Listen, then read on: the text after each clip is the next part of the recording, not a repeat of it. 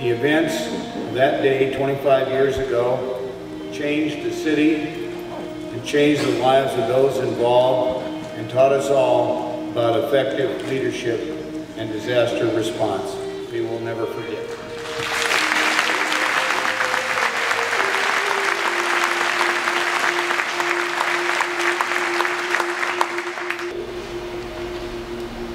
When this tragedy began to happen, there were all kinds of resources that came together in this community, as we traditionally have done.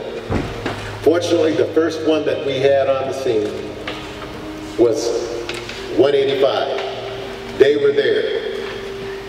If they had not have been there initially, we probably would have lost more lives. The community effort is remembered with the new 232 exhibit unveiled last week under the Mid-American Museum, and the new reflection area outside the runway 22 where the plane crash landed.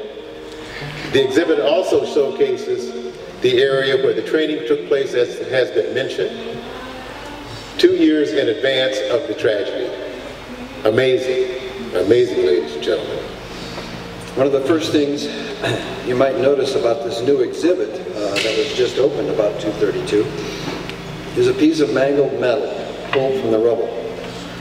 The man who sat down in that pilot seat shortly before 2 p.m. on July 19th, 1989 in Denver had no idea how the events of the next few minutes and hours would change his life and the lives of hundreds of others forever.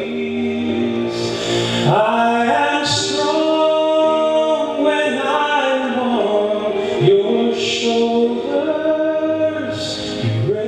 Despite the tail engine explosion and the loss of all flight controls, Captain Al Haynes, his crew in the cockpit, and his team of flight attendants saved lives that day. What they did has been called a miracle, when they used their training and skills to create hope in a situation many feared hopeless. They steered the crippled plane to runway 22 at Sioux Gateway Airport. It's a feat that even 25 years later, no one has been able to replicate in any flight simulator. We're honored that he has come back here for this anniversary event. Ladies and gentlemen, Al Haynes.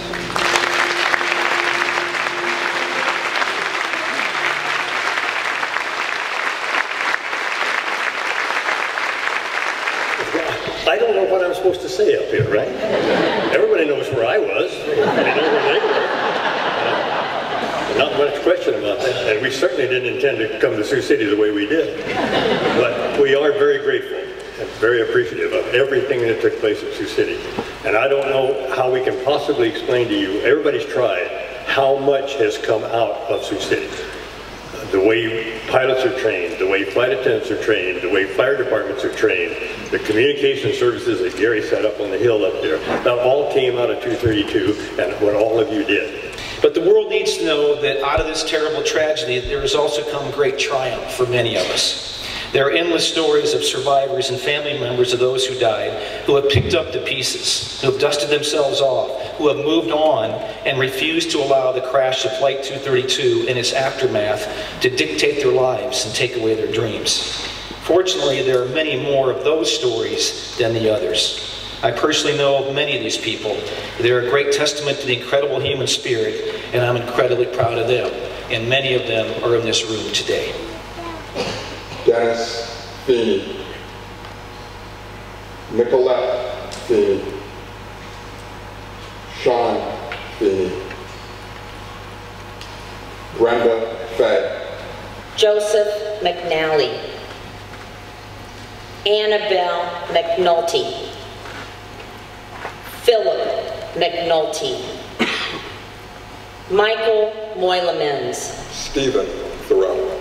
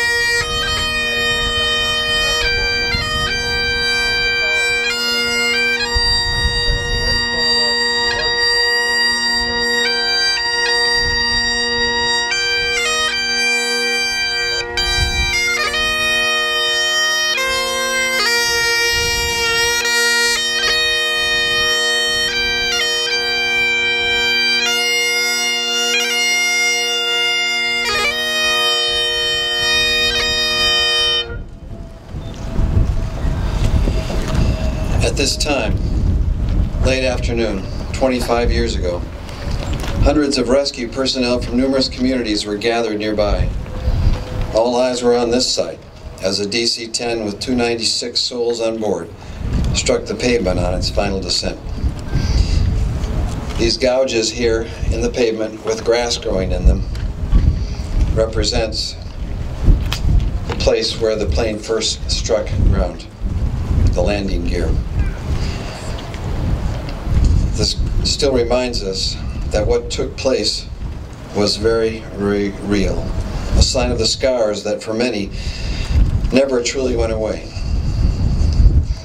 Gathered here on the very spot where the plane first impacted, I invite you to share with me a moment of silence for the 112 beautiful souls lost that day.